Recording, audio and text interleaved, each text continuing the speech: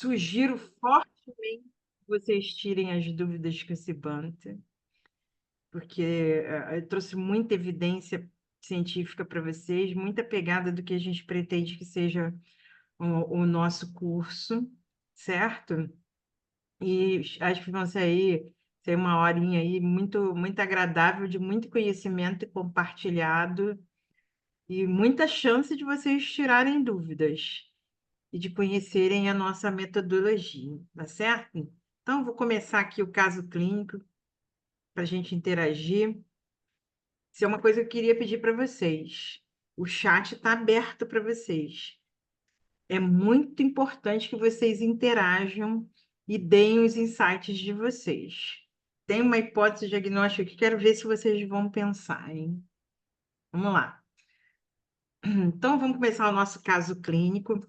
É um homem de 46 anos, tem um quadro de febre, mialgia, tosse seca iniciada há 5 dias, é hipertenso, em uso de losartana e hidroclorotiazida, tem 110 quilos e 1,80 m, diabético em uso de metformina, dislipidêmico em uso de atorvastatina, e ele evolui, né, motiva ele a vir para o hospital, é uma piora clínica, inclusive com exacerbação desse quadro de adinamia e cansaço.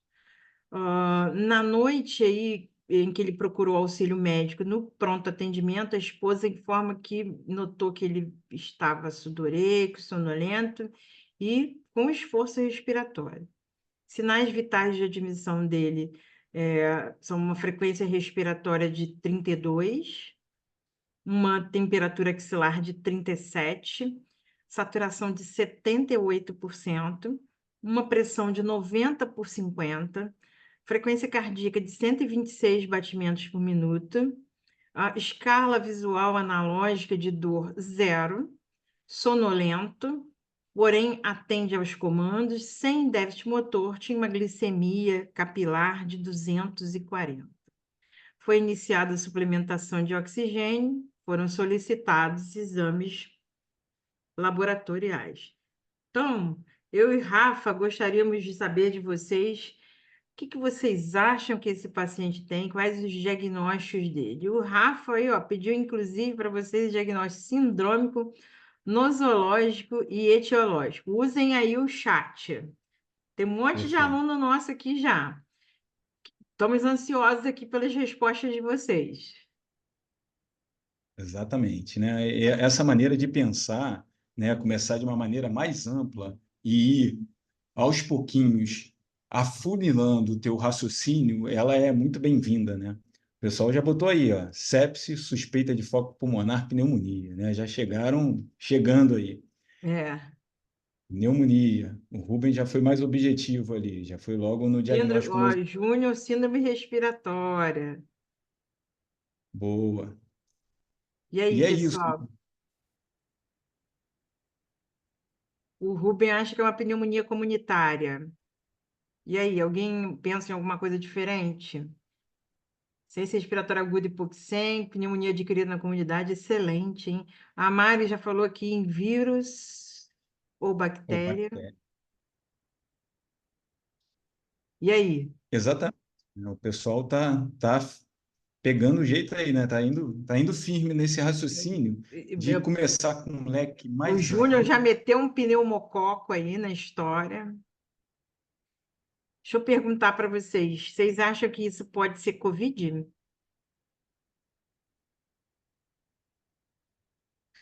Mari acha que pode. Vocês acham que isso pode ser um H1N1 ou uma pneumonia por influenza? Vocês acham que tem impacto a gente ter esse diagnóstico? Hein? Uma coisa importante, né, que eu estava discutindo com o Rafa, em tempos de enchente, e esse quadro e desconforto respiratório, o que a gente não pode esquecer, pessoal? Adorei, Renata, Cirag, excelente. Leptospirose, Marcos falou aqui. Perfeito. Não esqueçam, tá, pessoal? Dependendo em que região do Brasil vocês estiverem, é um diagnóstico que vocês não podem deixar de pensar nesse momento epidemiológico atual nosso, certo? Gostei muito, eu também, ó, a Elizabeth, por exemplo, está no Rio Grande do Sul. Gostei muito, dos meninos que falaram aí, CIRAG, né? Eu e Rafa também estávamos discutindo isso. A gente gosta de seguir, devemos, né, pessoal, seguir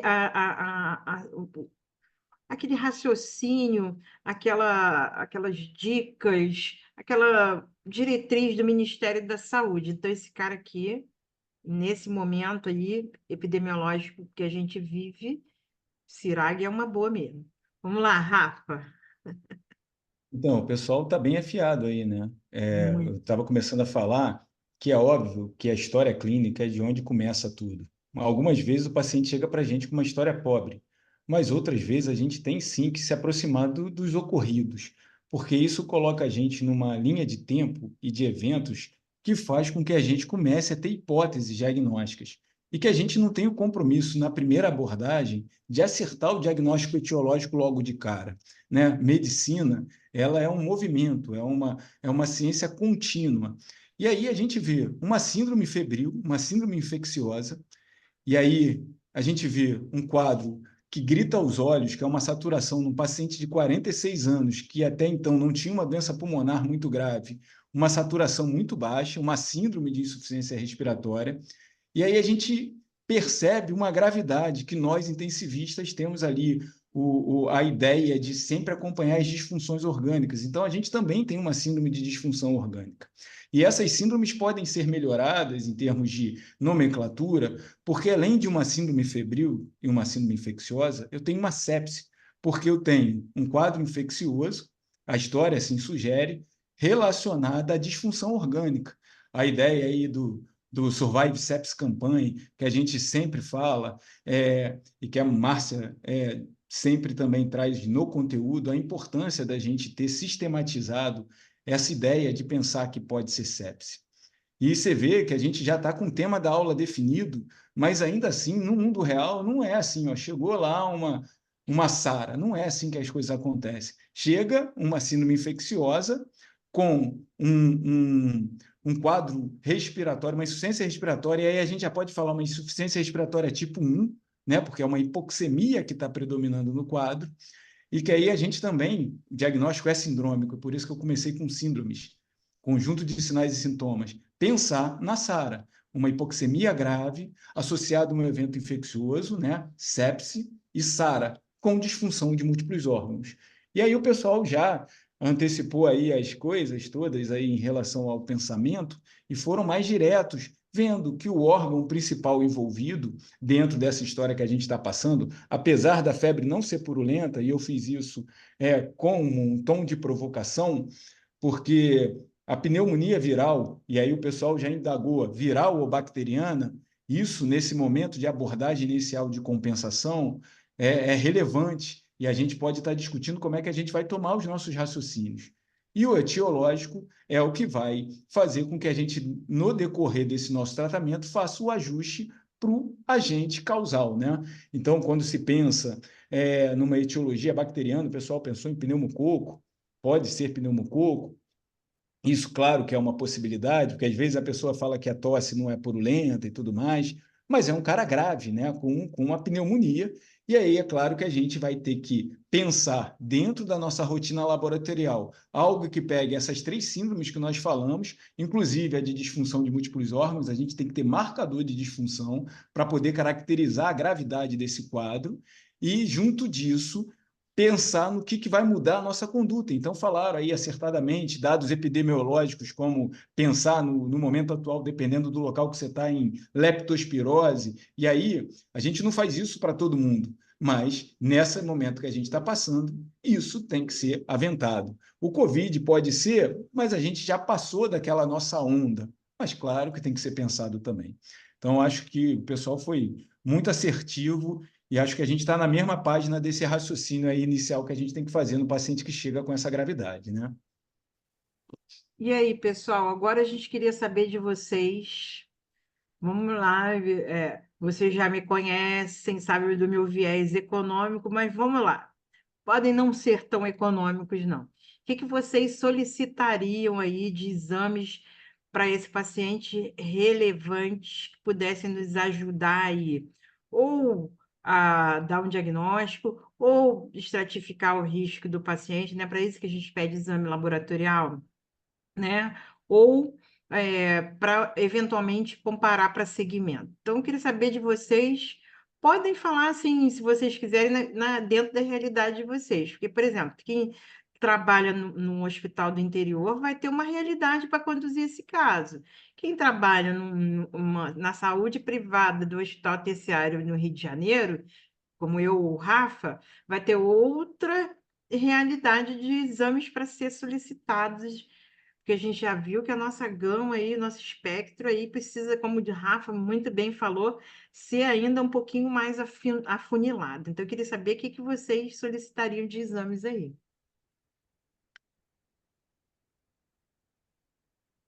Tem um dado que a gente não falou enquanto o pessoal está respondendo, que é dado do exame clínico, que a gente botou ali os sinais vitais, incluiu até o que o doente estava sentindo em termos de sintoma da EVA, né, para ver se estava com dor ou não, porque tem um dado relevante que é aquela frequência cardíaca num paciente que está sem febre e está ali com uma pressão mais baixa do que o habitual dele pela história, ele é um paciente hipertenso, e que dá uma dica importante de gravidade, que a gente sempre fala do índice de choque, que, feito uma primeira abordagem, que o paciente pode chegar desconfortável, com medo, ansioso, mas a frequência cardíaca ela te dá um indício de que existe uma descarga adrenérgica, uma tentativa de compensação.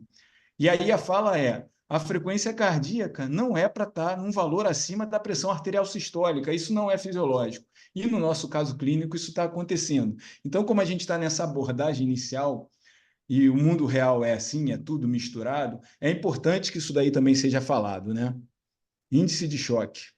Excelente, Rafa, muito bem lembrado o índice de choque, né? Foi muito bem validado para trauma. A galera, os emergencistas usam bastante, né? Mas está aí validado até para infarto, ciência cardíaca, TEP. Tem um post meu sobre isso lá, depois vocês dão uma olhada. Mas vamos lá, Rafa. Os meninos botaram aqui gasometria, hemograma, função hepática, função renal, coagulograma, TC de tórax, radiografia de tórax. O Matheus, no mínimo lactato. Boa, Matheus. Muito boa. Você sabe que eu estou entendendo aí que vocês pensaram em abrir protocolo de sepse, né? E é uma medida de qualidade das suas intervenções você seguir o lactato nesse paciente. Gostei bastante. Bilirrubina total e frações, creatinina, PCR, culturas. Elizabeth, ó, esse aí, põe aí para mim no chat, culturas, por quê? Cultura da onde? Raio-x de tórax aqui, raio-x ou tomografia, ninguém falou ultrassom, hein, Rafa? É isso. É porque, O Rafa é um tarado do ultrassom, hein, pessoal? Vocês não falaram ultrassom. Você sabe que o é, ultrassom na sala de emergência, né, Rafa? O ultrassom na sala de emergência tem impacto financeiramente positivo, porque você faz diagnósticos mais rápidos, exclui hipóteses mais rapidamente, e até impacta o prognóstico potencial, para você não tratar como sepsis, que é um TEP, por exemplo, né? Então, ultrassom aí, ó, vocês ficaram devendo essa protocolo pra PUL. gente. Procal, Protocolo PUL. Procal, hein? Procal, o plano de saúde não paga não, hein, pessoal? Só paga Procal para Covid. E no SUS, eu não sei se vocês têm. Eu nunca tive Procal no SUS, mas vamos lá. E Podemos também discutir a assim, Procal. sobre a Procal também, ela não é usada como decisão de início de tratamento, né? Também é importante que a gente fale, né? Excelente.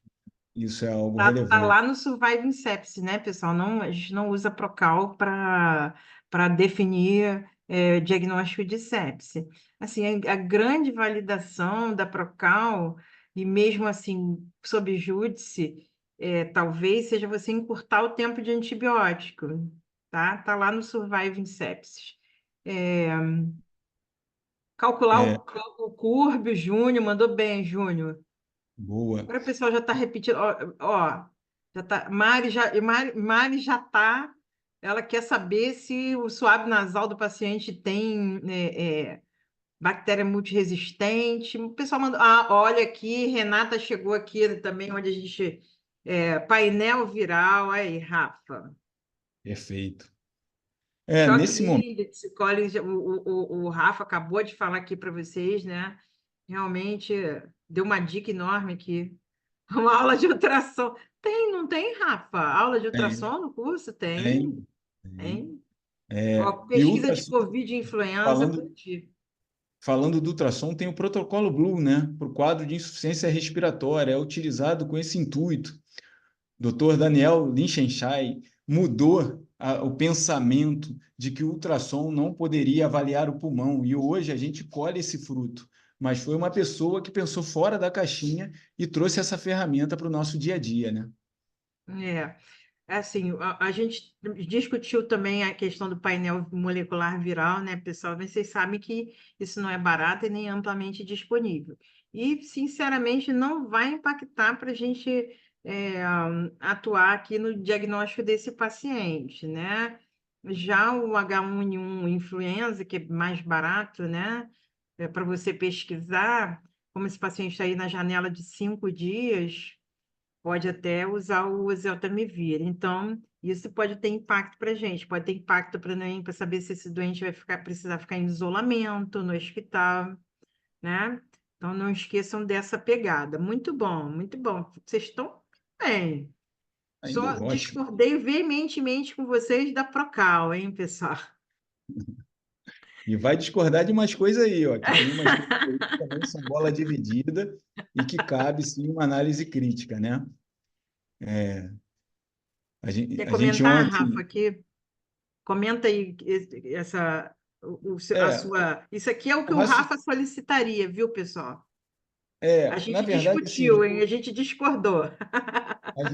a gente colocou um raciocínio para chegar num diagnóstico que inclui método de imagem, né? A gente, para chegar numa resposta do que está acontecendo com o nosso paciente, a gente precisa ali de uma imagem para poder clarear o nosso pensamento. E aí, se você pedir o raio-x, ou se você tem ultrassom, ou se você tem a disponibilidade, lógico, da tomografia, você vai conseguir mais informações da imagem para chegar às suas conclusões. Quem falou aí do quadro infeccioso e da sepse e do protocolo, o lactato arterial, lembrar que esse lactato não pode ser de local com garrote, né? Mas o lactato, ele é muito importante porque ele pode ajudar a gente em relação à gravidade. O nosso paciente está grave o suficiente para mostrar que as disfunções orgânicas estão acontecendo, mas às vezes você tem uma perfusão alterada com a macrohemodinâmica ainda preservada. As disfunções precisam ser marcadas. Quem falou o CURB falou adequadamente. Isso é a mesma linguagem do Survive Sepsis Campaign, do QuickSOFA, que seja. Né? A gente tem uma alteração de consciência, a gente tem uma hipoxemia grave. Claro que eu preciso saber como é que está a função renal através de marcadores laboratoriais. E o coagulograma também faz parte dessa leitura de disfunção orgânica. O que a gente pode trazer uma análise mais crítica são as informações relacionadas à questão cardíaca, porque eu estou falando de um paciente obeso com uma síndrome plurimetabólica, hipertenso, diabético, e que eu, de cara, não posso descartar que uma piora clínica não esteja acompanhada de um quadro cardiogênico, mesmo coronariano ou de outra etiologia. A gente também tem no diagnóstico de infecção e quadro pulmonares, às vezes, um comprometimento de uma miocardite, por exemplo.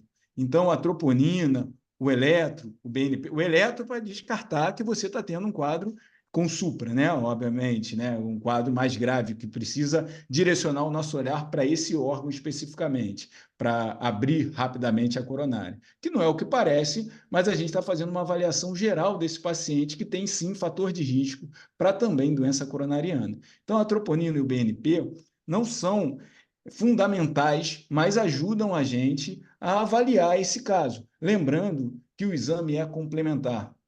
Então, às vezes, o exame complementar mais atrapalha do que ajuda, porque se você tiver uma disfunção renal num paciente com maior peso corporal, o BNP já começa a ter algumas alterações, a troponina e a função renal, se a gente não tiver critério, vai ter informações que vão ter desdobramentos não tão objetivos para a resolução do nosso paciente. Vai criar ali o famoso cabelo em ovo, né? A gente vai ficar, às vezes, tomando um direcionamento que não vai ser o mais adequado para o manuseio do caso. Então, entra como análise crítica, né?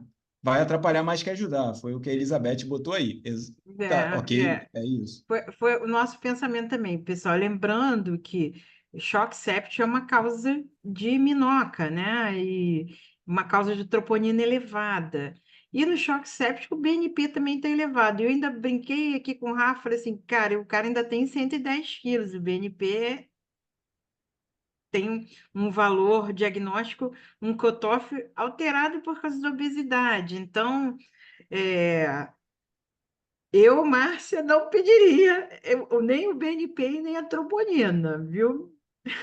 A gente Perfeito. discutiu isso. Vamos seguir aqui. E aí, isso aqui muito legal que o Rafa colocou aqui para vocês. Rafa, manda ver aí. A gente estava discutindo como é que vocês. Vamos primeiro perguntar para vocês. Como é que vocês suplementariam oxigênio para esse paciente? Para quem? E a Siri quer participar, gente. Para quem? Ai. Vamos participar, galera. A ideia é essa, uma troca. Não fica preocupado aí com Vamos lá, certo e errado. galera. A gente quer realmente saber que dispositivo vocês usariam para suplementar. Júnior Senaf. Siri, tá brincando comigo, né? Júnior Senaf, Mari Máscara com reservatório Senaf, Mais VNI já botaram aí, ó. Daniel. VNI. Que mais, pessoal? Eu curti as respostas, hein, Rafa? Com certeza. Pano para manga Curti aí. bastante. A galera tá afiada, hein? Top. Ó, o Júnior aqui ainda mandou um entubar. A gente vai Entubar. discutir isso, tá, Júnior? Vai lá, Rafa. Não, então, muitas vezes a gente vai falar de SARA e fica preso a disparo reverso, uma sincronia numa fase mais avançada. Mas assim como na sepse e a SARA, é, por serem diagnósticos sindrômicos, a gente tem que começar a acertar os nossos caminhos desde o início. E a suplementação com oxigênio é fundamental, porque a gente tem evidência, assim, eu estou trazendo aí o guideline britânico de 2017, que é muito parecido com o australiano, e que tem a ideia que a gente já importou da ideia do fluido na sepse, né?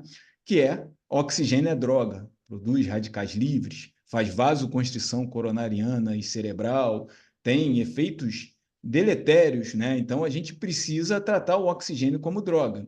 E nesse paciente, ele tem uma característica especial. Ele tem disfunção orgânica extra grave, tem alteração de consciência. Então, nesses pacientes, não adianta começar uma suplementação de oxigênio que não tenha uma grande efetividade em termos de concentração e fluxo. E essa diferenciação, às vezes, é perdida no entendimento de quem está chegando. Porque, por exemplo, botaram aí máscara não reinalante, onde a gente bota lá 15 litros por minuto e tem aquele reservatório e impede que o paciente fique reinalando o CO2, né? Porque a gente fica com uma alta concentração de oxigênio. Tem muita gente que julga que isso é um dispositivo de alto fluxo. Não é. Tem alta concentração, mas o paciente que está fazendo esforço respiratório, ele vai ultrapassar em muito esses 15 litros que a gente está dando. E o oxigênio que chega no alvéolo acaba não sendo, é um oxigênio de mistura e acaba não tendo essa efetividade que a gente imaginaria. E aí a fala que o guideline traz é tratar como droga, pensando em meta, né? Eu não vou colocar ali para botar o paciente 100%. É, eu deveria fazer uma prescrição dos meus objetivos, mas é claro que quando eu estou diante de uma gravidade, eu vou ofertar o melhor possível. Você está numa sala vermelha, o Senaf, você vai conseguir um Senaf rapidamente? Às vezes nem a VNI vai ser tão prontamente acessível assim. Então, não adianta botar um catéter nasal, porque esse cara está com uma saturação muito baixa. Então, paciente com prenúncios de parada cardíaca, ou com a própria parada cardíaca, com alteração de consciência, hipoxemia muito severa, tem que ter, no mínimo, alta concentração nessa oferta. E aí a máscara com reservatório talvez seja o dispositivo mais rápido de ser colocado nesse paciente, né? Claro que a gente também pode estar falando de outros dispositivos. E aí, o catéter nasal que todo mundo conhece, a máscara comum, a máscara com reservatório, todos de baixo fluxo. E aí a gente tem o Venturi, que algumas pessoas não conhecem, mas que utiliza lá do efeito Bernoulli, tem um arrastamento, e aí o fluxo consegue ser um fluxo mais alto para chegar lá no alvéolo, uma alta concentração através de um alto fluxo. E o Senaf, que o pessoal falou, e, por fim, a ventilação não invasiva. Alguém já fez a provocação da intubação.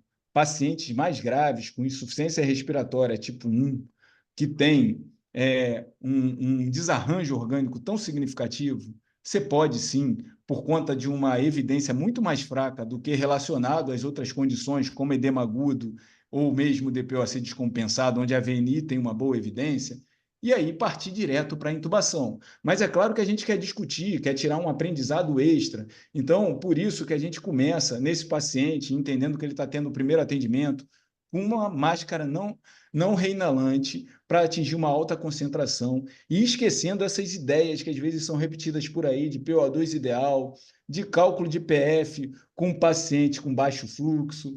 E a ideia, às vezes, que o cara está lá com algum outro sintoma e alguém acha que botar um oxigênio nele, suplementar, vai trazer algum benefício. Entenda que, se você entende o oxigênio como uma droga, você vai perceber que ele tem efeitos adversos e você vai ser muito mais criterioso. Sem falar dos erros que a gente também pode cometer, ou pelo menos presenciar. Pô, não o nosso paciente, mas imagina um paciente que está saturando bem com uma máscara não reinalante, com 15 litros. O cara baixa para 10 litros, ele continua saturando muito bem, 99%, 100%. Aí o cara baixa a máscara. Total desconhecimento de dispositivo que você vai favorecer o que a gente não quer, que é reinalar gás carbônico. Então é por isso que é importante fazer essa provocação nesse direcionamento de conhecer os recursos e participar ativamente da escolha que você vai ter, né? Só vou fazer duas contribuições aí, né? Que eu estava conversando com o Rafa, assim, não confundam, né? Porque tem muita gente que já recebi muito relatório assim, o paciente está em máscara de Venturi. Há uma confusão tremenda. Venturi, pessoal, vem realmente aquele conjuntinho, né? Onde você Colorido. escolhe, consegue determinar a FO2 que você vai dar para o paciente. Muito legal de fazer, por exemplo, o paciente com DPOC, né? E a outra coisa em relação à máscara com reservatório não reinalante, que assim, a galera que reesteriliza o dispositivo, ele vai perdendo as membranazinhas aqui do lado, e às vezes até a membrana aqui embaixo. Então ele deixa de ser não reinalante. Tá? Então, cuidado com essas coisas. Como o Rafa botou com muita propriedade, o oxigênio é droga. É para a gente titular para usar de forma adequada, tá? Bora, Rafa. Vamos Conceito de embora. Sara. Perfeito, né? A gente é o tema da nossa aula. E quando a gente vai estudar qualquer assunto, parece uma bobagem, mas entender quem nos precedeu é muito importante. E aí, estudar a história de uma síndrome, ela traz vários insights importantes.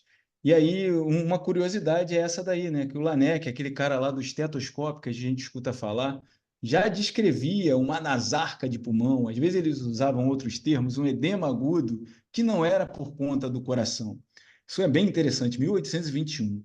E isso fica meio que perdido na literatura, até que esse cara aí, ó, o Archibald, em 1967, olha que interessante, 12 pacientes. Ele vivia lá num ambiente cirúrgico, ele estava lá em formação. Depois eu fui até ler um pouco do relato dele, e é muito interessante, porque esse artigo, ele é o segundo artigo dentro da terapia intensiva, Marcelo Parque que repete muito isso, que é mais citado. Ele perde para o Apache, e como o Apache está perdendo força, provavelmente esse artigo com 12 pacientes em breve será o mais citado dentro da terapia intensiva, porque foi a primeira vez que houve uma organização desse conceito de uma doença hiperaguda, super grave, com uma hipoxemia significativa, e ele relata O doente não tinha aquilo e, de repente, passou a ter. E aí ele vê 12 doentes, grande parte deles era cirúrgico, mas tinha também doente clínico, e 7 desses 12 doentes vieram a falecer. E aí eles foram fazer análise patológica e viram que eles tinham algumas coisas em comum, inclusive o dano alveolar difuso. E aí eles começaram a fazer um comparativo com a síndrome de angústia respiratória da criança. Por isso que veio síndrome de angústia respiratória do adulto. Porque o surfactante, naquele momento, foi pensado, e faz parte, de fato, como causa importante para a deterioração clínica do paciente. Outro dado importante sobre esse trabalho, ele fala lá, né, que ele tinha um respirador, que ele estava em formação, e aí eles conseguiram lá um CTIzinho, né, eles levantaram um lobby e conseguiram o CTIzinho. E aí ele tinha um respirador ruim, e aí de repente veio um respirador que tinha capacidade de fazer ventilação controlada a volume, e lá tinha um botãozinho de PIP, e ele mexeu naquele botãozinho, e ele começou a observar que os pacientes respondiam bem àquele botãozinho de PIP. Então, ontem a gente estava conversando, Marcinho, eu fui correr atrás. Ele nem fez gambiarra, como a gente já fez lá no passado. Ele tinha um botãozinho próprio, ele só teve a sacada de perceber que aquilo ali fazia a diferença. Nesse decorrer da história, isso ficou ali relatado. E aí, outro cara que a gente não pode esquecer é o que trouxe esse critério aí de Lees, né? Que a gente utilizou até recentemente quando tomava a decisão de ECMO veno-venosa, que é o Murray, né? Ele, em 88, ele já pega complacência, ele já pega infiltrado no método de imagem, que é difuso, não homogêneo, mas é difuso, ele já pega o grau de hipoxemia, ele já começa a descrever os conceitos que a gente tem hoje. Ele tem lá marcadores de gravidade. A Sara, né, nosso intuito não é falar da patologia nesse ambiente aqui, né? Mas ela tem algumas características. Ela é um edema não cardiogênico, né? Ela é uma alteração de permeabilidade por um processo inflamatório de várias etiologias. Então, ela tem característica: o dano endotelial, uma instabilidade muito grande da parede do alvéolo, né? Ela tem ainda o edema que a gente está falando e tem a disfunção do surfactante. Isso tudo são marcadores que a gente enxerga quando o paciente tem um desfecho negativo, que até hoje é mais alto do que a gente gostaria. E por que eu estou falando isso? Porque é uma síndrome, inclui várias doenças. E às vezes o dano alveolar difuso, ele não é patognomônico de SARA, e às vezes um caso de SARA pode não ter no exame pós-mortem o dano alveolar. Mas os doentes mais graves, quanto mais graves, a chance dele ter esse comprometimento é muito maior. E aí vem o que vocês já conhecem um pouco mais, 94. 94 é mais para a gente, né, Marcinho? Tem gente mais nova. Mas aí organizou essa bagunça de como é que a gente ia lidar com esse quadro. Criou o termo de injúria pulmonar, que depois a gente chama de SARA só leve, moderada e grave. Veio Berlim de 2012, veio aí uma conjunção lá dos europeus em 2017 fazendo uma atualização. E veio agora, depois da pandemia, todo mundo falou assim, ó, a gente tem que voltar a falar sobre isso. Tamanho foi o acode durante a pandemia. E aí, tanto a ATS quanto a Sociedade Europeia lançaram atualizações de tão relevante que é esse diagnóstico, trazendo alguns conteúdos que eu não botei aqui, de dados de como os africanos, né, os países economicamente mais desfavoráveis, começaram também a atuar nessa síndrome. E aí a ideia de usar a saturação ao invés da gasometria, que fala assim, eu vou colher uma gasometria, o doente está grave. Mas se você tiver recursos. E esses pensadores que trazem as nossas condutas às beira-leito, eles têm um compromisso universal. Então, eles também têm que pensar aquele local com uma realidade de pouco recurso, né? Essas aí são as palavras da história. E aí, configurando a SARA. 4 dimensões, para ninguém ter dúvida, né? São 4 dimensões, um 4D aí grandão. É o tempo. Você tem um fator reconhecível, infecção, como a gente está vendo no nosso caso, transfusão sanguínea, broncoaspiração, um trauma de qualquer natureza, inclusive trauma cirúrgico, acontecendo naquela semana. Isso daqui é uma doença aguda. A gente tem uma doença difusa, não homogênea, mas difusa, que pega mais de um quadrante, isso que diferencia de uma pneumonia simples, por exemplo, porque a gente vai ter o edema, né, a alteração inflamatória em todo o pulmão, vai ser uma insuficiência respiratória tipo 1, onde o oxigênio vai estar bem baixo, e você não tem uma explicação por um coração muito afetado. E esse coração muito afetado, não só disfunção sistólica, mas também disfunção diastólica. Lembrando que o nosso paciente, de antemão, já tinha chance de ter disfunção diastólica e é algo que a gente tem que fazer uma verificação.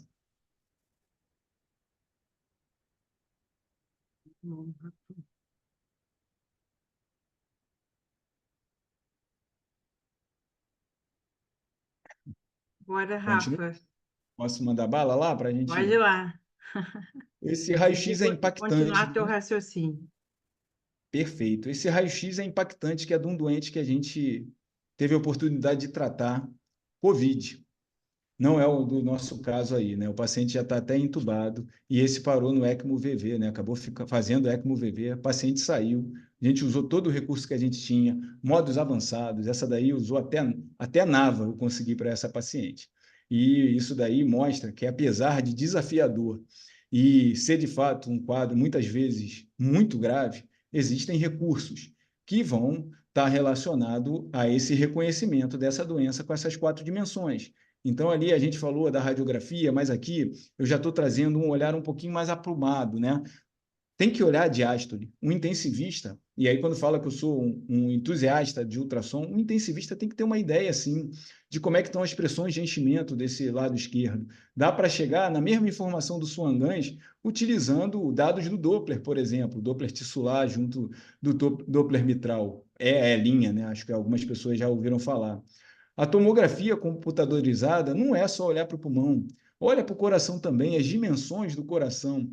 Eu vou falar para vocês que eu já vi até anemia em tomografia, porque tem dados que o radiologista não vai botar, a gente não está ali atrás de laudo, a gente está ali tentando entender o nosso doente. Então, se eu tenho um átrio muito aumentado, se eu tenho uma pulmonar já dilatada, falando de uma doença mais crônica, eu já começo a pensar uma calcificação coronariana. Isso tudo a gente consegue, utilizando a tomografia, chegar nessas questões. No COVID, na época, eu até produzi um material mostrando a diferença entre vidro fosco e condensação, que o segredo é olhar na janela do mediastino, que às vezes a gente fica na dúvida. Então, reconhecimento de padrão de método de imagem faz parte daqueles profissionais de saúde que lidam com doente grave. Não é só do radiologista, isso faz parte. E a gente, com certeza, vai ter outros momentos para poder melhorar esse nosso olhar, né? É, e isso amplia a nossa análise, né? Eu tenho lá um pensamento, mas eu chego lá e pego um paciente com átrio enorme, com uma pulmonar muito aumentada, talvez eu tenha que direcionar o meu olhar para outras possibilidades, porque a doença sozinha só vem quando a gente está discutindo, que a gente vai no modo cartesiano de pensar, mas muitas vezes as coisas se misturam. Tanto é assim que uma das grandes dificuldades, você lê lá no livro, né? Um edema não cardiogênico, mas às vezes é muito difícil você dizer se aquele edema tem um componente cardiogênico ou não. E é por isso que, apesar da fala da gravidade, de jogar a gente para intubar direto, às vezes há espaço para você fazer tentativas não invasivas, porque é assim que a gente gostaria também que fosse abordado. Sem falar que nas tentativas não invasivas, às vezes você prepara o cenário para a tua intubação, que a gente vai poder falar de intubação, e o pior que pode acontecer, paciente obeso, né, pode ter uma anatomia muito difícil, é você já ter o paciente crítico, você não ter gerado o mínimo de compensação para o enfrentamento daquela situação. Então, esses seriam os raciocínios iniciais aí que eu acho que são muito importantes. Ó, que a gente ainda nem chegou na ventilação mecânica. Vamos que vamos. Excelente. Eu também fiz esse comentário com o Rafa, né? Por que que saiu da definição de SARA a questão das pressões de enchimento? Porque a gente sabe que 30% desses pacientes vão ter disfunção cardíaca. Então, assim, concordo plenamente com o Rafa que tem que pensar fora da caixinha nesse tipo de paciente. Vamos lá, Rafa. É uma característica da SARA que envolve o shunt, né? Aí eu convido a todos a conhecer o raciocínio do shunt, do espaço morto, é que ele não responde à oxigenação e nem rapidamente a pressão positiva. O edema, que não é inflamatório, às vezes você bota lá uma pressão positiva, você tem uma melhora do paciente. Então, muitas vezes, os métodos de imagem não são suficientes para dizer onde nós estamos, e o tratamento ajuda a gente a pensar se tem coisas misturadas. Então, isso é relevante, né? Aí já está o que a gente chama hoje de SARA. Praticamente não mudou nada, mas é bem relevante a ideia de já tirar o termo injúria pulmonar, isso já aconteceu há algum tempo, e chamar de SARA leve, moderada e grave. Isso sofre algumas críticas de alguns especialistas, porque um paciente com SARA leve, dependendo da etiologia da doença, pode ter um curso muito diferente de uma SARA grave, com uma patologia que tenha outra natureza. Mas é um começo de pensamento, né? Lembra que a gente abre, começa lá amplo e vai se acertando? Esse é o nosso caminho na beira do leito, né? E aí ele, né, das 4 dimensões que a gente falou, ele vai lá para dizer que não tem ali um comprometimento cardíaco significativo, né? Ele vai para o comprometimento, independente do método de imagem que você use, linhas B no ultrassom, nos 4 quadrantes, no protocolo Blue, né? E utiliza a hipoxemia como parâmetro. A grande novidade é a inclusão do ultrassom, que, como eu falei lá da experiência africana, do Kingali, e, e a utilização a possibilidade de não coletar gaso, entendendo que se a saturação está acima de 97, provavelmente não é SARA, mas nos casos, quando ela está abaixo de 97, você pode pegar e fazer o SF em vez da PF, que a gente tanto fala, que é passível de várias críticas, principalmente pacientes de pele mais escura, principalmente paciente com má perfusão tecidual, onde o oximetria pode não estar mostrando a verdade do paciente. E é claro que, apesar disso ser uma possibilidade, a gente vai graduar para o nosso cenário. Se o paciente está chocado, pode ser uma hipoxemia que nem é real. Então, é importante que isso seja falado também. E por isso que o guideline, ele direciona o nosso olhar, mas os caminhos e os passos somos nós que damos, a partir do momento que a gente busca conhecimento cada vez mais aprofundado sobre o assunto, né? Excelente, Rafa. A gente botou o nosso doentinho aí ó, na máscara, Marcinha, que o pessoal falou aí, ó. Nós concordamos com quem colocou. A gente discutiu o Senaf, para falar a verdade, tá, pessoal? Mas aí o Rafa me convenceu. Eu falei assim: Marcinha, qual a chance de você conseguir um Senaf assim? Caro pra caramba também, né, gente? Sabe como é que é a história do Senaf? Vem lá o console, você compra os conjuntos que são descartáveis. Então, enfim. Então, botou a máscara reservatória não reinalante a 15 litros por minuto. O paciente ficou com uma saturação periférica de 92%, mantinha aí uma frequência respiratória de 30, conseguia falar frases longas de forma entrecortada, uma pressão arterial de 96 por 50. E na gasometria arterial, pH de 7,46, PO2 de 68, PCO2 de 25, lactato de 2,7, 18.700 leucócitos, 5% de bastões, 104 mil plaquetas, PCR de 21 e a bilirrubina total de 0,9. Agora a gente quer saber de vocês o que vai fazer com esse doente agora. O protocolo de CEP vocês já fizeram, hein? Já fizeram, pô, Já eu também indo coletaram bem. hemocultura, já fizeram a primeira dose de antibiótico. Saturação A já gente quer saber melhorou. agora se vocês estão satisfeitos da forma que esse paciente está ou se tem mais coisa para fazer por ele. Vamos lá, participem. Tem uma discussão paradoxal aí, né, Marcinho? Não sei se é a hora da gente tocar nisso. Fazer ou não volume com essa pressão mais baixa? Ó, o Matheus já botou aqui a prova de mão. Ah, garoto. A gente discutiu isso ontem aqui, né?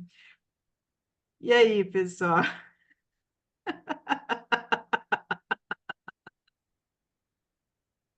Botaram aí uma noradrenalina aí. O pessoal botou uma noradrenalina. O Rubem botou aqui, ó. Volume não.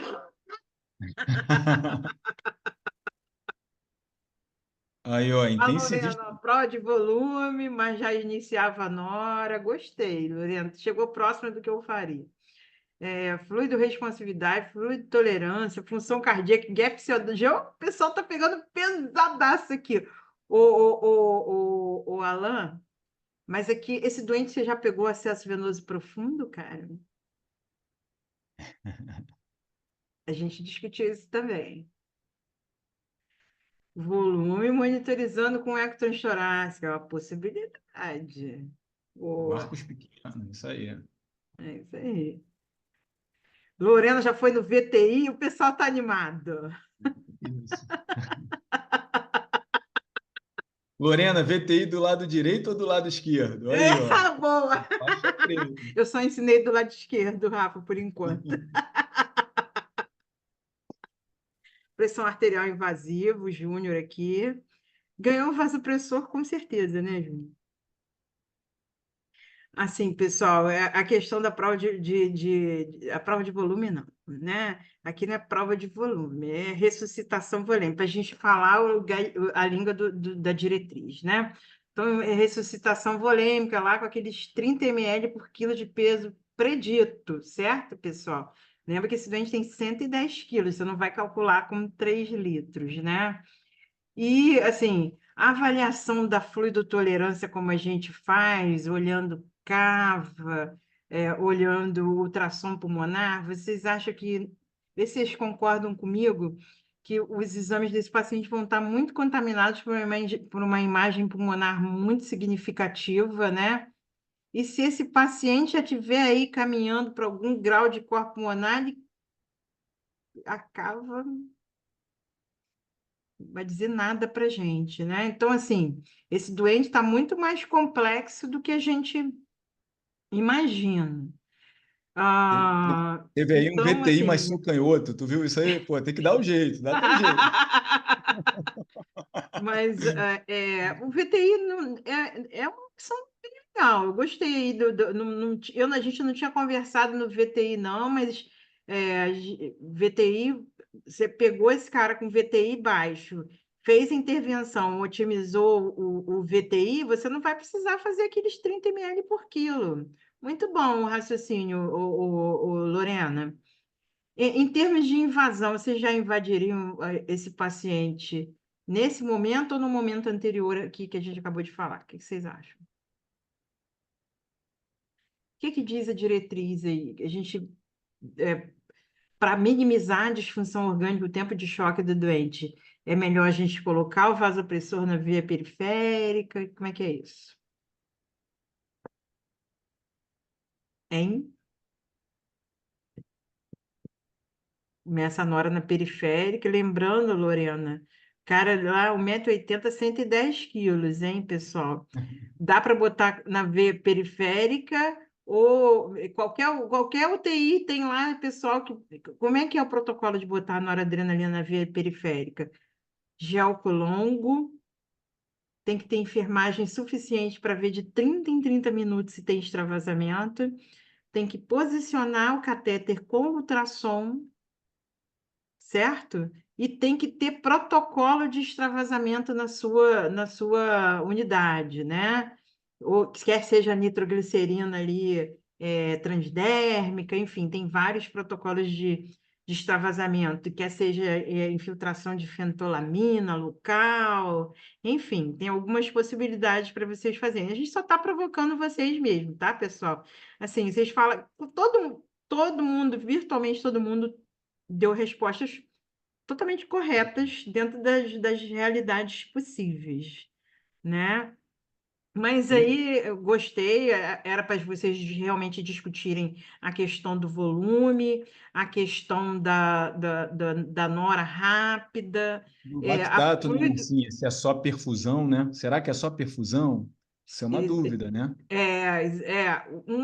Boa, Rafa. Vocês concordam com a gente que um paciente ali com esforço ventilatório que não está clareando o lactato pode ter um componente aí de fadiga muscular? O que vocês acham?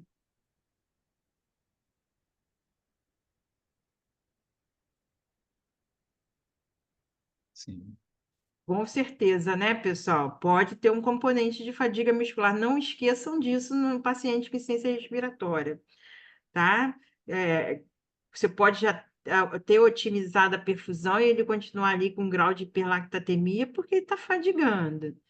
É, e, mas a gente queria também que vocês falassem para a gente um pouco como é que vocês abordariam aí. Vocês estão satisfeitos como esse doente está, frequência de 30, saturando 92, um fluxo de 15 litros. Vocês estão satisfeitos com esse doente?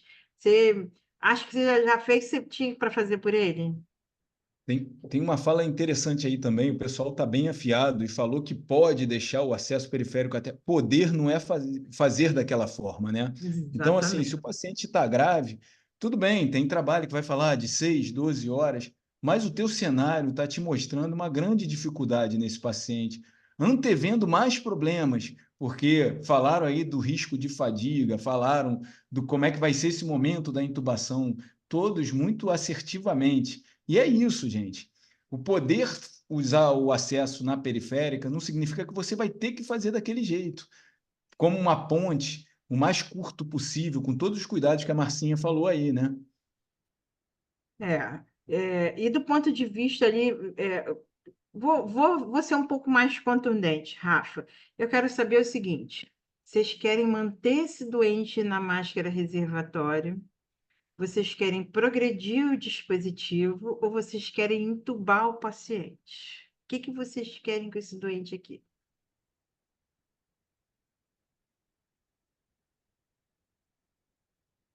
Eu quero agora saber de vocês o seguinte: esse paciente, com essas condições respiratórias, 110 quilos e 96 de pressão arterial sistólica, a gente entuba molinho esse doente. Pô, molinho, vou ali entubar esse doente, beleza. Daí, sabe tipo É, é aqueles coxinha. memes? Tô aí, vou ali entubar esse doente. Entubar, mole, isso deixa muito, muito, muito fácil de entubar. Nem vou fazer. Olha lá, hein, pessoal, esse doente aqui. E o Rafa tem uma coisa importante para falar para vocês, que ele falou para mim, Marcinha, um erro que eu vejo grosseiro para quem resolveu entubar, né? Eu quero saber o Não, seguinte: tem alguém que colocaria esse doente em VNI ou SENAF? A Ana tentaria VNI. A Alan também, VNI. A Elizabeth já está mais receosa de. Jerônimo acha que ele otimizaria a hemodinâmica. Boa, Jerônimo, gostei. Que está dentro disso que a gente acabou de falar, né? Você entuba um doente que o lactato ainda não clareou, que está hipotenso, ainda taquicárdico, você está com medo de dar volume para ele. E aí, gente, como é que é isso aí? Vocês estão vendo, né? Vocês estão vendo. E aí, Rafa? pô, acho que o pessoal está com o raciocínio certo, né? A Muito gravidade. bom, eles estão muito bem, muito bem. Estou É, impressionada. O nível da audiência está elevadíssimo. pô, tem civista pra caramba aí. Porque o que acaba acontecendo? São pensamentos que nos passam, né? Em relação ao cenário que a gente está passando. Eu gosto de falar de uma ideia que é um mnemônico, eu adoro esses mnemônicos, que é o como, né? O que vai fazer a gente tomar a decisão de entubar o doente, esquece esse caso específico, mas já algumas vezes a gente tem algum cenário um pouquinho diferente desse. Às vezes o paciente está muito hipoxêmico, e quem passou a experiência COVID sabe, e ele está muito confortável. E isso, é claro, que faz com que você tenha alguns tipos de abordagem por causa do conforto do doente. Outras vezes, a oxigenação está muito, muito reduzida e você tem que agir. Outras vezes, o M do como, né? O M de minha realidade. Pô, eu tenho fisioterapeuta em número suficiente, médico em número suficiente para, em escolhendo uma estratégia menos invasiva, responder caso alguma intercorrência. E vocês foram acertadamente no último O do meu como lá, que é outros problemas. Esse doente tem disfunção orgânica. Então, já existe uma tendência de ser mais invasivo. Mas é um doente obeso. Será que tem um componente aí de aumento de peso líquido e que tem um componente de atelectasia, que se não vai resolver, pelo menos vai melhorar a condição do meu doente para o meu passo decisivo da intubação? E aí foi a fala que a gente ontem discutiu e que é algo que eu já vi acontecer. Não sei se vocês já viram. O cara fala assim, ó, tira a VNI aí que eu vou entubar. Cara, a melhor pré-oxigenação, e a gente tem um slide falando disso aí, inclui recursos não invasivos de alto fluxo e que utilizam a pressão para tentar minimizar o efeito do shunt desse paciente. Então, assim, se você tem um recurso e se você está antevendo tanto problema para o teu paciente, isso daqui não é sim ou não, não é liga e desliga, isso é medicina, isso é vida real. A gente está trazendo vida real. Vida real faz com que você faça o melhor possível. E às vezes não é um ou outro, é um e outro, né? E acho que é isso que a gente tem que estar trazendo. Ah, eu quero entubar, mas tem uma VNI, pô, o doente ali, ó, tá saturando ainda 90 e pouquinho, tá dentro da meta, mas está cansado. Vamos tentar aí, vamos ver como é que ele responde. Conversa com o doente, né? Qual vai ser essa adaptação? E aí você vai é, vai cortando esse mato aí para chegar num lugar ali de maior segurança, atravessando essa floresta que o teu paciente está passando.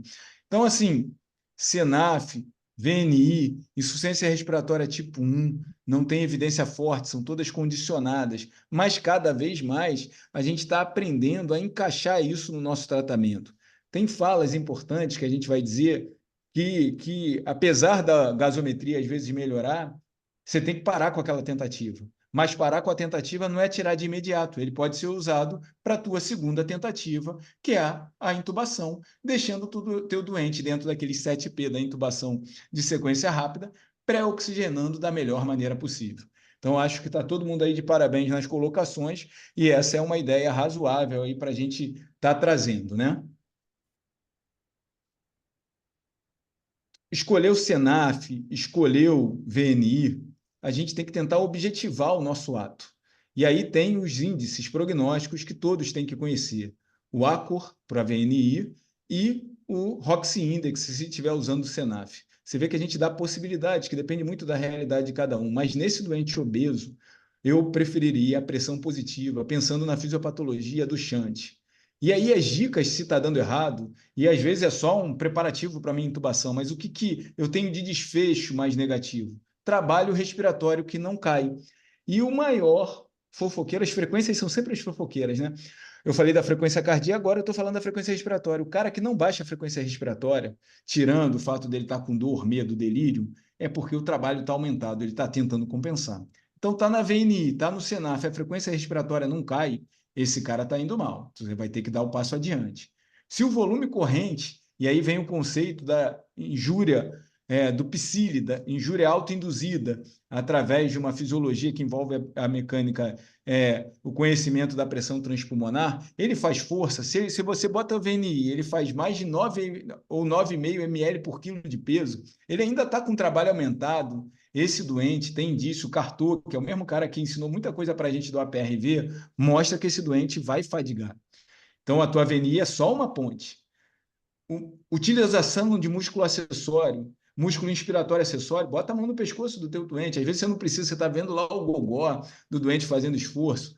Outras vezes, principalmente não no nosso caso, mas também pode acontecer, o uso de musculatura expiratória, que é do abdômen, que quem usa muito é o DPOC, aquela barrigada que a gente chama paradoxal, movimento paradoxal. Porque a musculatura acessória, ela tenta botar o diafragma numa melhor condição para gerar a inspiração seguinte. Então, se o cara está com frequência alta, volume corrente na VNI está alto, está utilizando musculatura acessória, nesse cara cheio de problema, disfunção orgânica múltipla, associação de problema, né? A gente tem que ser mais invasivo, sim, mas encaixando as peças, que não é um quebra-cabeça, é um Lego, né? Eu posso botar, sim, a VNI nesse meu Lego tridimensional, em que eu não tenho nem como é que é o modelo, mas eu estou criando, estou pegando meus recursos, pensando e ajeitando a vida do meu paciente e minimizando um desfecho negativo, que é o que a gente tanto quer nesses casos mais graves, né? A gente falou em psili, né, pessoal, lesão pulmonar autoinduzida, né, aquele paciente que a gente, no COVID, que a gente ficou bem mais convencido disso, né, é aquele doente que você coloca ele lá no SENAF, por exemplo, mas o trabalho respiratório, as pressões transpulmonares desse paciente, eles estão aumentados e você não está vendo, porque isso você não tem como medir, né? Então, tem que ter muito cuidado. Eu vi no Covid, sabe, Rafa, um paciente que até a gente acompanhou em ECMO e acabou em cuidado paliativo, porque a ECMO já estava sendo futilidade, que, assim, a equipe comemorando, o paciente, em voo de cruzeiro no Senaf, conseguiu oxigenar, foi da UTI para o quarto, em menos de 48 horas, readmitido da UTI, hipoxêmico profundamente, e quando a gente foi ver, o cara já estava com fibrose pulmonar, né? Então, assim, tem que ter cuidado. Concordo com o Rafa e tentaria VNI também. Concordo que é um excelente método aí nesse cenário, um doente com uma provável via aérea fisiologicamente complicada, né? De não abrir mão ali da VNI como pré-oxigenação, mas ah, acho que a intubação aí desse doente ela está iminente, né? E intubar ele já prevendo as possibilidades de complicação. Deixa eu Rafinha, dar umas palavrinhas aí. Rox, Rox. Mas deixa eu só dar um passo atrás. O pessoal aí perguntou qual era o outro score, era o Acor, e eu vi o pessoal botar aí o Inter e tudo mais. Gradiente alvéolo arterial. Acho que essa que é a fala para aquele PCO2 um pouco mais baixo. O paciente que está com hipoxemia tenta hiperventilar e acaba que tem um gradiente alvéolo arterial um pouco mais aumentado. A gente não falou isso, mas teve aqui um comentário que me fez dar esse passo atrás.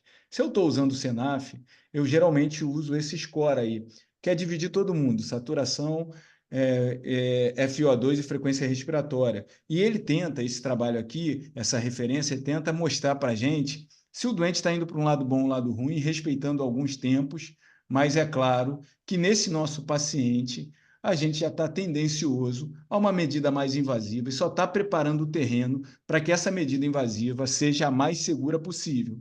E aí eu também poderia tentar o Senaf com esse conceito de pré-oxigenação.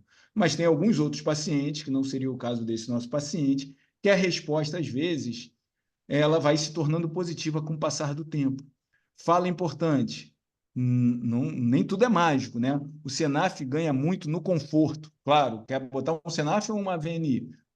Senaf é mais confortável, mas ele predispõe mais a psile, porque eu posso estar gerando mais contração desse diafragma sem o efeito ali da PIP, que por muitas vezes melhora, quando tem um resultado positivo, a mecânica do meu doente, tá bom? Então é isso, Roxy, para todo mundo estar conhecendo, Roxy Score. Aí na próxima acho que tem até uma formuleta dele aí, a fórmula dele aí. E aí eu trouxe o que é evidência, né? A forte recomendação é que é melhor do que o oxigênio habitual, sem de fluxo mais baixo nos pacientes mais graves. Mas tem a questão do custo-efetividade, né? Do quanto é isso, da disponibilidade para o teu serviço, isso falando de Senaf. E como é que as outras condições, as outras recomendações são condicionadas. Então, é isso. Vida real, nem tudo é evidência 1A. Apesar da gente sempre ter que conhecer a evidência 1A e a evidência 3, a nossa vida é feita de muita atitude com alto grau de incerteza, decisões complexas com alto grau de incerteza. Bem-vindo aí à nossa prática do dia a dia. E a gente tem que lidar com isso. E a busca de mais conhecimento é para poder passar por isso com mais segurança, né? Isso aí. Aí, pessoal, a equipe optou por VNI 1 hora após o paciente tinha essa gasometria. pH de 7,30, um PF menor que 150, uma frequência respiratória que não caiu, continua em 30, sonolento, cooperativo e o lactato deu até uma subida. Esse é como está o doente agora. Quero saber, vocês entubavam agora ou não? O pessoal já queria, Marcinha. Todo mundo já Ele queria já estava a querendo. discussão, mas já estava todo mundo com o laringo na mão, com vídeo laringo na mão. Opa, perdão. Muito fácil entubar esse doente. Entuba sem medo. Não façam isso. Acho bom vocês terem medo para entubar esse doente. E aí, Rafa, fala um pouquinho da intubação desse doente aí para gente. Tem muito assunto sobre isso, né? A gente tem uma série de questionamentos, né? Por exemplo, sequência rápida ou sequência atrasada? Classicamente, a gente lança a mão da sequência rápida, medo de broncoaspiração, medo de estômago estar cheio em situações não preparadas, né? Hoje, a gente virtualmente usa em 100% bloqueador neuromuscular, né? Antigamente, intensivista mais antigo é que achava que isso trazia um mínimo de segurança. Mas lembrando que a nossa intubação, a primeira, tem que ser a melhor delas. E o bloqueio neuromuscular facilita muito essa primeira intubação, essa primeira laringoscopia. Mas existem conceitos, sim, no paciente que está muito grave. Será que eu posso usar uma droga que tem uma estabilidade hemodinâmica e ventilatória numa dose um pouco diferente? E aí a ketamina, que é uma droga antiga, voltou bastante aí depois da experiência da pandemia. E ela pode ser usada como estratégia. Tem uma estratégia que só usa ketamina, mas nós que gostamos de usar o bloqueador neuromuscular baseado na melhor evidência que a gente tem, a gente encaixa ela dentro da sequência do nosso doente. Aí não tem certo e errado, vai da sua experiência, mas procure saber, ouse saber sobre sequência atrasada também. Mas no modo mais clássico, a sequência rápida, com os 7 Ps, a gente está com o melhor recurso aí, que não invasivo, ou VNI ou Senafo, para trazer ali uma facilidade para a gente, se é que esse caso vai ter facilidade. O coxim do obeso, que a gente tem que estar muito atento ao melhor posicionamento, aquela posição tipo rampa, né? Preditor de dificuldade, então, eu vou brincar, né? Uma brincadeira, talvez fosse bom nem saber, mas é claro que eu tenho que olhar para ver se o doente tem boa abertura da cavidade oral. E os intensivistas, que vêm cada vez mais se apropriando desse lugar, eles têm aí esse macoche aí para que vocês possam conhecer, que às vezes é muito mais rápido, porque a gente não tem aquele tempo pré-anestésico que o anestesista tem de fazer tudo com calma. A gente tem que dar agilidade ao processo. Sobre a dificuldade, a gente não está falando só de anatomia, está falando, como a Marcinha falou, de fisiologia desafiadora, né? A gente tem um doente muito hipoxêmico, o HOP é acidose, que nesse caso nem tem, apesar de ter o lactato alto, o pH ainda está bom, oxigenação muito baixa e pressão já desafiando a gente. E aí esse VD deve estar sob risco. E claro que esse doente, mesmo se tivesse uma anatomia boa, eu tinha que estar preparado para responder a contendo essa dificuldade fisiológica que a gente está passando. Medicações, eu até brinquei ontem daquele mnemônico contigo que eu te falei lá do 1, 2, 3 do Cibanto, né? Às vezes, às vezes a gente fica muito confuso qual são a dose das drogas, qual droga usar. Cara, lá no Covid, então, que no começo todo mundo tinha medo de se contaminar, a gente utilizava lá a ketamina, né? Mas aí qual a dose? Aí qual é a pegada? Propofol é o que a gente sempre usou, a primeira delas é de 1 a 2 miligramas. Propofol, 1 miligrama a cada 10 quilos de peso, se você estiver usando 1%, que é o de bolos. O dois é a ketamina, 2 miligramas por quilo de peso. E o 3, que a gente quase nunca usa, 0,3, é o etomidato, que participa de uma grande discussão, que nesse paciente séptico a gente até discutiu ontem, evitaria com certeza. E o dormonide, que só se você não tiver de fato o recurso, que ela comparado com os outros indutores ali, os outros sedativos, ela perde bastante. E entre 1, 2 e 3, eu tenho o bloqueador neuromuscular, independente da sequência que eu vou usar. 1,2 para o rocurônio, que é o que eu tenho mais experiência, mas você também tem o succinilcolina, 1,5. Tem gente que trabalha até com 1,5 aí do rocurônio também. Então, essa daí é uma discussão que poderia se prolongar, mas essas são palavras importantes para esse momento tão difícil da nossa prática ali como profissional de saúde, o momento da intubação. Perfeito. Essa aula é minha, tá, pessoal? Eu quero, mas o Rafa, deixa eu provocar eles um cadinho. Eu quero saber, escolham aí, como é que vocês querem entubar esse doente? Comida e fenta ou com ketamina e propofol? Falem aí para mim. Hein? Tão tímidos? O pessoal fica tímido, né? Eu falei demais. Tão Quieto e tímidos, propósito. quieto e propofol, né, pessoal? Muito, pô, o doente está hipotenso, né? Para aumentar o drive simpático ali com a quieta, né? Quieta e propofol, ketofol, boa. Ah, acho que é uma boa opção. O Rafa falou aí, a gente discutiu bem ontem, né? De todas as evidências que tem, é a melhor na presença de choque séptico é evitar o etomidato, né? Mas se não, seria um bom medicamento também para esse caso aí. Exatamente. Cara, momento de ouro, essa provocação aí, ó. Momento de ouro. Para a gente que faz ventilação mecânica, né? A gente tem, nesse momento do uso do bloqueador neuromuscular para intubação, o doente totalmente entregue. Então, é o doente que a gente consegue entender o que a gente está enfrentando em termos de mecânica ventilatória. Então, o doente acabou de ser intubado, não é tirar a luva e sair. Cara, você vai fazer uma análise com mais dados. É um momento que você vai ter um dado do órgão mais prejudicado naquela hora. Então, é claro que é uma brincadeira, mas é um momento de ouro para a gente entender o que a gente tem de melhor para fazer, né? Eu já estou começando a gostar desse negócio aí, igual o Rafa, hein? Vamos junto.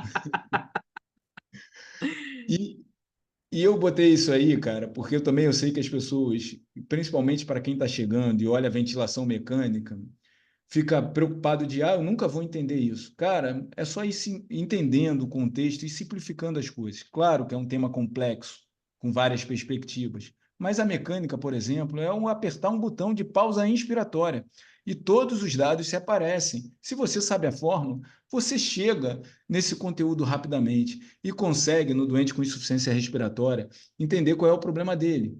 Foi para o tubo porque foi um TCE e o pulmão é normal. A mecânica é normal. Foi para o tubo porque é um asmático. A resistência vai estar alta e a complacência não vai estar alterada. Foi para o tubo no nosso doente. Complacência vai estar alterada. Mas alterada em quanto? Onde é que ele está nesse meio desse processo? Às vezes você tem hipoxemia muito grave e a complacência ainda é próxima do normal. E a estratégia que eu vou utilizar da ventilação mecânica vai ter que diferir para eu não levar mais injúria para esse paciente. Então, esse momento é de ouro e não é complexo. Pausa inspiratória, aplicação simples de fórmula, volume corrente sobre drive pressure, que muita gente já conhece. Eu chego na minha complacência, que o valor normal é de 50 a 80. Esse nosso paciente estava bem abaixo disso. Aqui tem um exemplo, que é o exemplo aí da Amib, né? Que tem um drive pressure estragado aí, a pausa menos a PIP está 30 menos 5, um valor bem alto, né? Que a gente evita ao máximo. E a resistência também é a aplicação de fórmula, pico menos platô dividido por fluxo em litros por segundo. Parece complicado, mas quando você vai fazendo isso várias vezes, isso é básico. É básico de verdade. Não é para assustar ninguém. Eu ainda não sei. Não é vergonha nenhuma. É só querer mergulhar nesse mundo. E eu te garanto que você vai pegar essa mão de reconhecer as alterações de todos esses pacientes e aí agregando cada vez mais a tua atuação um resultado positivo, né?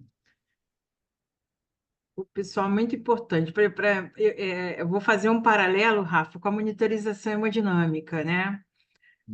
Em relação a você pegar ali a oportunidade de ouro de você, como você falou, avaliar o órgão mais afetado, te dar um diagnóstico provável, afunilar mais o seu pensamento, né? Então, não deixem de praticar isso na beira do leito. Aproveitem aí, o Rafa vai ensinar isso bastante para vocês durante o curso. E, Rafa, o que você quis dizer para a gente aqui com esse slide? Então, nesse momento, depende do que eu vou encontrar. Não tem receita de bolo, todo mundo fala isso, mas aí também não te fala o que tem que fazer. Que a gente tem que fazer alguma coisa. Então, se eu pego uma complacência mais baixa, uma resistência normal, eu já sei que esse paciente tem um sistema que suporta a frequência respiratória mais alta. Então, por isso que é uma dança. Quem tem alunos aí que já viram essa minha abordagem. Eu não posso chegar lá com tudo pronto, mas eu posso chegar com uma ideia, confirmar essa ideia e aí fazer uma proposição nessa ventilação e ver como é que vai ser o impacto disso para o meu paciente. E aí não tem benefício entre PCV e VCV, mas nessa fase inicial o VCV me dá uma dinâmica de entendimento maior de toda a mecânica. Então eu tenho uma preferência pessoal, mas não existe evidência de supremacia em utilizar um modo ou outro, seja ele qual for. Nesse momento, eu faço o meu cálculo já entendendo que eu vou ter que encaixar um conceito de proteger esse pulmão de novo dano, e aí esses valores eles vão ser trabalhados por mim. O que eu vou setar no aparelho com essa ideia de estratégia protetora, que é uma das coisas mais bonitas que a terapia intensiva trouxe. Eu sou empolgado mesmo, adoro isso. E mesmo as verdades que já são evidências mais fortes, podem ser individualizadas para o teu paciente. Então, eu trouxe aí a fala do volume corrente baseado em peso predito, mas hoje a gente já tem uma evidência maior quanto a isso. Juntar isso com drive pressure para chegar no conceito da elastância normatizada pelo peso, que é algo que a gente está usando cada vez mais.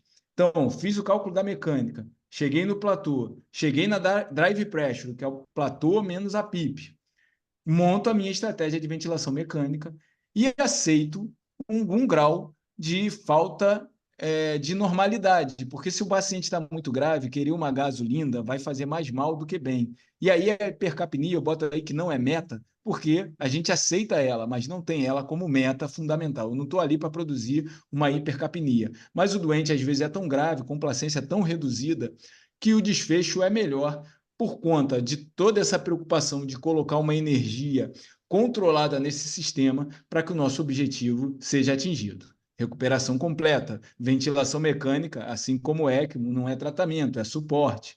Exceto em alguns casinhos, mas eu não vou trazer isso hoje, não. Uma parte das vezes é suporte.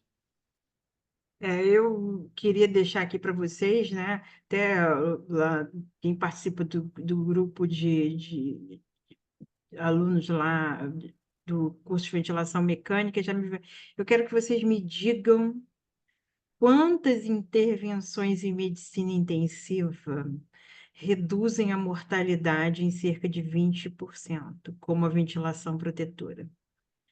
Falem para mim, quantas? Então, ah, quando eu dou a aula de ECMO, eu termino a minha aula de ECMO para falar a verdade para vocês, falando assim, lavem as mãos. Esse é o final da minha aula de ECMO, porque eu tenho uma estratégia, a estratégia ventilatória protetora definitivamente reduz a mortalidade, e a ECMO é resgate, não reduz a mortalidade. E não tem. Eu vou desafiar vocês. Me digam intervenções em medicina intensiva que reduzam a mortalidade em 20%. Vamos lá, Rafa.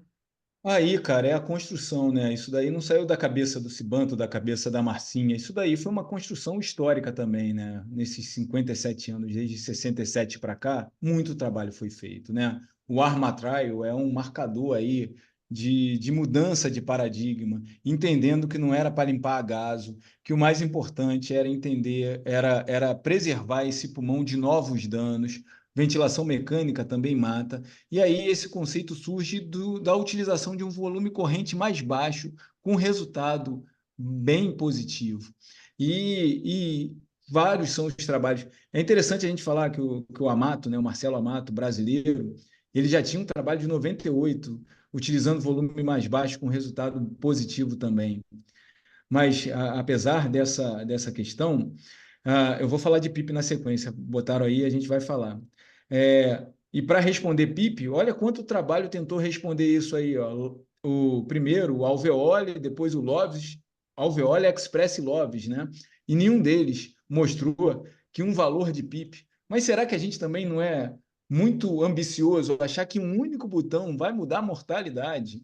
Né? É claro que eles vão tentando tirar o entorno e fazer uma avaliação somente da PIP, mas a gente não tem uma resposta certeira da melhor PIP, a gente vai poder falar isso um pouco mais na frente, mas esses são os trabalhos que trazem a evidência que a gente tem hoje, que casos mais graves, e é uma evidência que não é uma evidência tão robusta assim, mas se a situação está muito difícil, a tendência é usar PIP mais alta, mas o quanto mais alta a gente pode discutir mais na frente. Prozeva, fizeram a provocação e botaram um prona. Prona muda a mortalidade. 3 são os trabalhos em SARA positivos. O Armatraio, do volume corrente baseado em peso predito, que talvez o efeito maior tenha sido pelo platô, mas a gente olha o volume.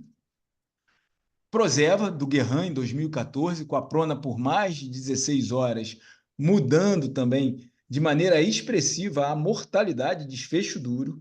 E o terceiro também está aí, que é o Acurases, que é o bloqueador neuromuscular, que depois veio o Rose, uma década depois, com alguns questionamentos sobre essa evidência.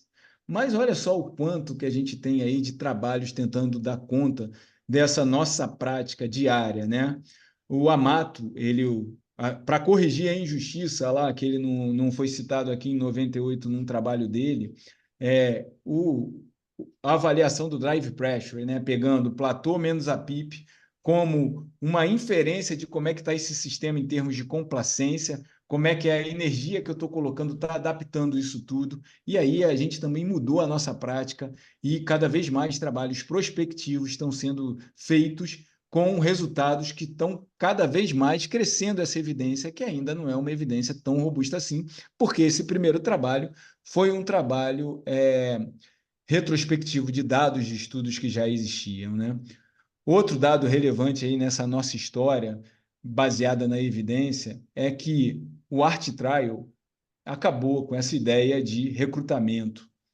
Pelo menos tirou a ideia de que todo mundo que está grave tem que sair recrutando. Manobra de recrutamento, ela não é mais utilizada de maneira corriqueira. Casos excepcionais, SARA extrapulmonar, com alto potencial de recrutabilidade. Eu trouxe aí até alguns slides falando sobre isso. Até cabe, mas de maneira habitual, a manobra de recrutamento já tem uma evidência forte contrária. Então, assim, a gente tem que ouvir esses estudos que testaram as nossas hipóteses, porque a questão fisiopatológica é importante para todos nós, mas elas são testadas e para ver se a gente pode aplicar nos nossos pacientes. Por fim, aí, o DEXA, que traz o corticoide, a gente ontem discutiu muito, a gente deveria ter feito uma filmagem da aula de ontem, né? Porque a gente teve a oportunidade de falar coisas interessantes, como, por exemplo, que a gente tem lá no meio do pacote SARA, pneumonia, que responde bem a corticoide, né? A gente tem lá bacteriana, pneumonia viral também, tem doenças que respondem bem a corticoide e que numa fase inicial faz sentido. Mas será que isso é a mesma coisa para o cara que tem uma broncoaspiração maciça? E aí é por isso que às vezes a gente tem dificuldade de numa doença que é uma síndrome, né? E essa é uma das grandes críticas para quem para ali na síndrome e não continua pensando, de mostrar uma evidência que mude mortalidade. Mas ainda assim, eu falei 3 trabalhos que assim o fizeram. Por fim, ventilação com alta frequência, que atualmente só os pediatras usam, né? Eu acho que tem um lugar, apesar da evidência ser contrária, e isso saiu da nossa prática. Mas a prona, num determinado momento, lá no passado, que era dúvida, quase que saiu do nosso arsenal. E aí depois ela se colocou de maneira muito positiva. Então, acho que nesses estudos, a gente busca responder às dúvidas e a gente tem que estar aberto para fazer questionamentos, sim. E é claro que tem muita gente. Opa, bati no meu microfone. Que tem muita gente aí. O som tá legal? Tá legal, Tá. Rafa. Então, tem muita gente aí tentando fazer trabalhos com todo esse racional para responder isso tudo, né? A gente ontem brigou um pouquinho por causa da PIP, né, Rafa? Vamos É, contar para eles que a gente brigou? brigou um pouquinho. Eu não sei, o pessoal reclamou aí do som. Não sei se o som tá ruim. Tá legal? Tá legal, tá legal. Te ouvindo bem. Tá bom. Então tá. E aí, os pilares. O Armatrai eu já trouxe para a gente a ideia de que não é volumes abusivos, e depois a gente foi peneirando essa informação e viu que a pressão também importava, porque tinha características do próprio sistema, então pressão de platô tem que ser menor do que 30, e o drive pressure depois do amato menor do que 15. Então, esses são os pilares da ventilação protetora. Eu cometi uma injustiça que logo depois eu vou retocar no assunto, que é a prona. A prona tem evidência forte e deveria fazer parte desse pilar, né? Ele também entra no conceito de proteção. Aí, pessoal, agora nosso paciente está assim, ó, em VCV, ah, uma complacência estática de 23, uma resistência de 13, volume corrente de 350, PIP de 12, frequência respiratória de 28, FO2 de 1, platô de 27, PF de 138, PCO2 de 80, pH 7,25. Você calculou o peso predito da 75, né, Rafa? Exatamente. E Baseado na aí, altura do paciente, né? É importante que isso seja dito, né? Tem uma fórmula para isso, 50 mais e 152,4, eu posso passar a fórmula depois para todos vocês, né? A altura menos 152,4 vezes 0,9, tudo entre parênteses, soma com 50, dá 75. Fórmula, isso daí não tem que aprender, isso daí é um conhecimento. Hoje em dia estão até simplificando isso, tira 100 e tu já tem uma ideia razoável, né? Em relação à altura, né? Ficaria ali 1,80 m, menos 100 daria em torno de 80 quilos, dá um desconto que é um pouquinho menos. Então, para quem está na beira do leito, já sabe a altura do paciente e quer chegar rápido, dá para fazer uma aproximação dessa forma, né? E agora, pessoal, o paciente está desse jeito. A gente até agora estava salvando o cara. Agora ele está desse jeito, 48 anos. O que que vocês querem fazer com esse doente? Não sei, chama-se banco. Tem gente aí que vai dar essa resposta, vai cravar aí essa resposta. O Maicon quer pronar o paciente.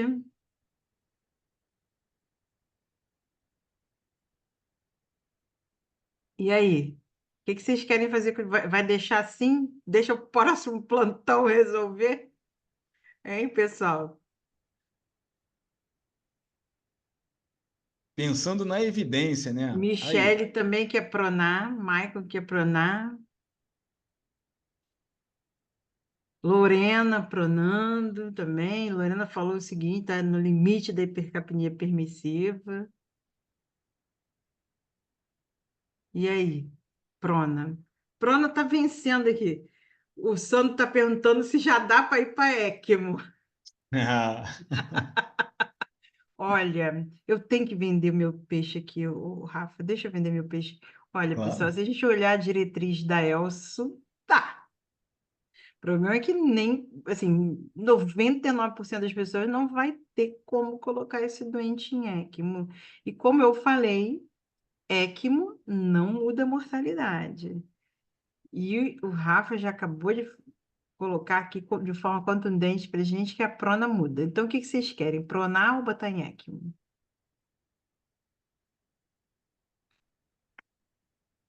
Pronar. Muito bom.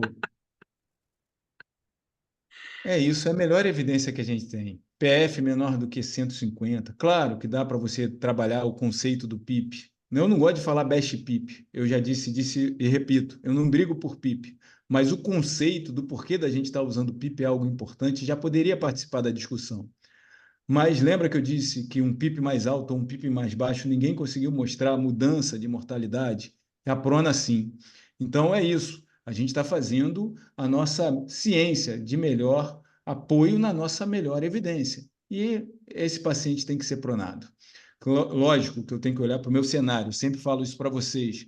Quantas pessoas para pronar nesse paciente ideal 5? Eu gosto sempre de alguém um pouco mais distante, que eu chamo de visão panorâmica, percebendo se está puxando alguma coisa para não ter problema para o meu paciente. Eu sempre checo a posição do meu tubo, porque se o tubo já está um pouquinho mais alto na hora que prona, imagina o paciente grave.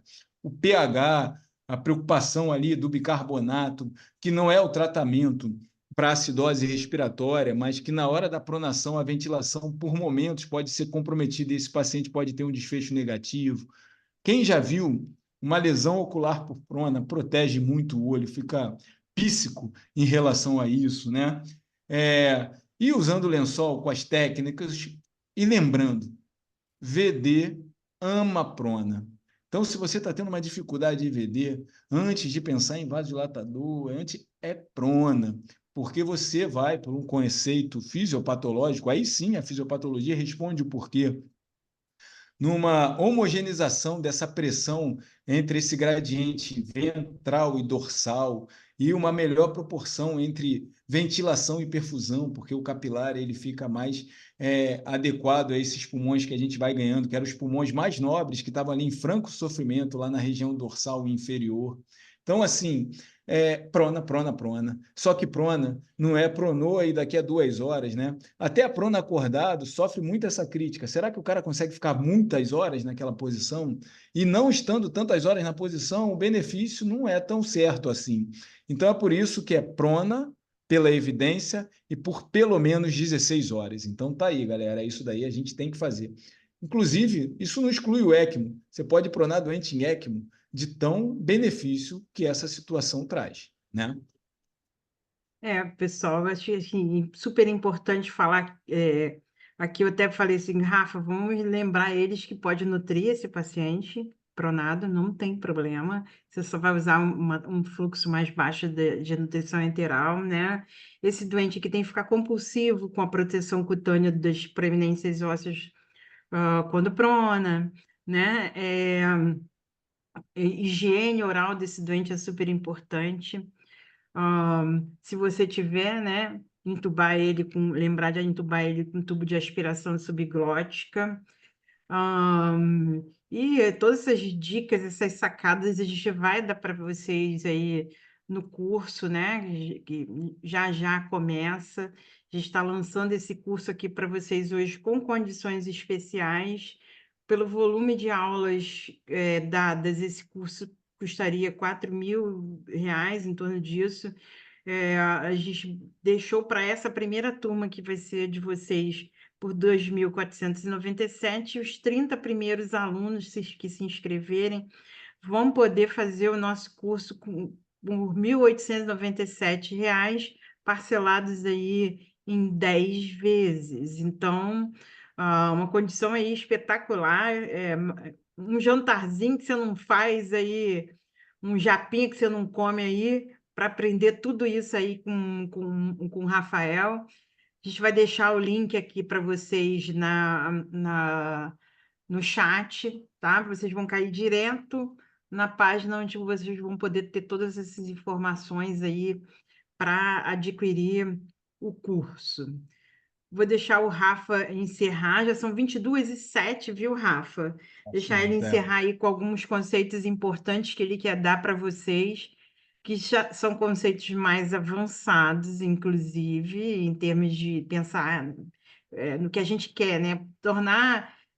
Óbvio que a gente não quer nem usar, falei, Rafa, não vamos usar a palavra especialista em ventilação mecânica, mas que com certeza vocês vão estar muito à frente da maioria dos intensivistas e que vocês vão estar mais habilitados, e que vão poder usar da ventilação mecânica como um tratamento e não como um suporte, isso eu tenho certeza que vocês vão adquirir com esse curso. Então, só pedir para o Rafa ser um pouco mais breve nessas considerações, mas acho importante ele mostrar para vocês o que tem a mais e o que vem por aí.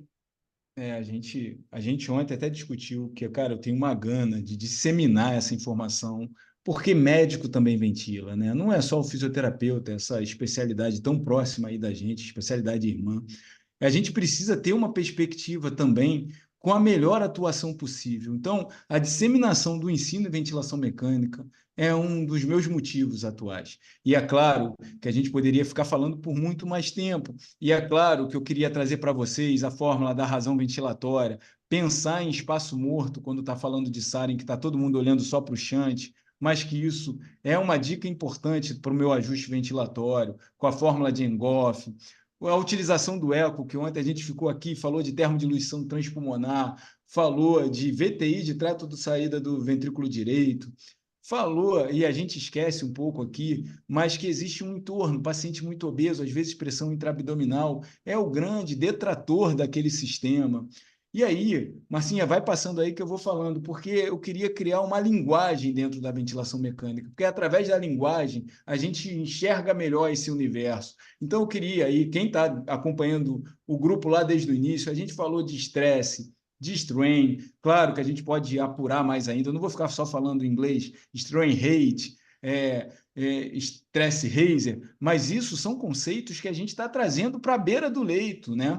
E é claro que a gente também tem uma série de outros, pressão transpulmonar que a gente pôde falar. Quem está no grupo desde o início entende dessa nossa gana de passar todo esse conteúdo no sentido de criar uma melhor prática entre todos.